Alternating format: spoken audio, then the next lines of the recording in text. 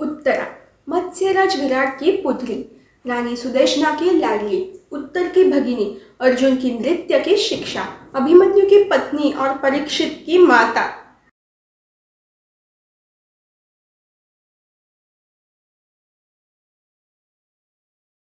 उत्तरा का उल्लेख कहानी के आखिरी दौर में आता है, पांडवों की अगली पीढ़ी में। 16-17 साल की उत्तरा बृहन्नला से नृत्य का प्रशिक्षण लेती थी।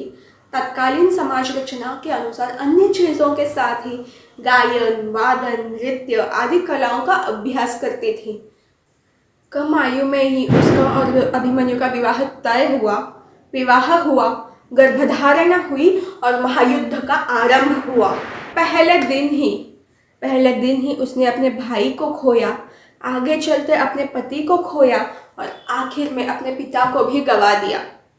ये सब कम ही था, शायद ये सब कम ही था, इसलिए नियति ने एक दाव खेला और अश्वत्थामा ने गर्भ पर ब्रह्मास्त्र का प्रयोग किया। देखा जाए तो उत्तरा इस पूरी श्रृंखला की बहुत सी छोटी कड़ी है, एकदम छोटी, परंतु ये वो कड़ी है जिसके बिना ये कहानी आगे बढ़ ही नहीं सकेगी। अपने पति के मृत्यु के पश्चात उसने अपने पुत्र को, परीक्षित को पाल पोस कर बड़ा किया और सम्राट युधिष्ठिर के योग्य उत्तराधिकारी के समान बनाया। अल्पायु में ही उसके कंधों पर जिम्मेदारी आ गई थी, परंतु उसने उस जिम्मेदारी को बड़ी ही खूबी से निभाया। उत्तरा और कुंती दोनों ने अपने पति निधन के बाद अपने पुत्रों को सुयोग्य शिक्षा दी और एक अच्छे और सच्चे मानव बनाए। उत्तरा की कहानी आज भी दिखाई देती है उन सब सिंगल मॉम्स में जो अपनी संतान को, अपने बच्चों को अकेले पाल पोस कर बड़े करते हैं। शायद किसी कारणवश, कई अन्य कारणों के कारण वो अकेले ही अपने बच्चों को बढ़ाते हैं, परंतु अपनी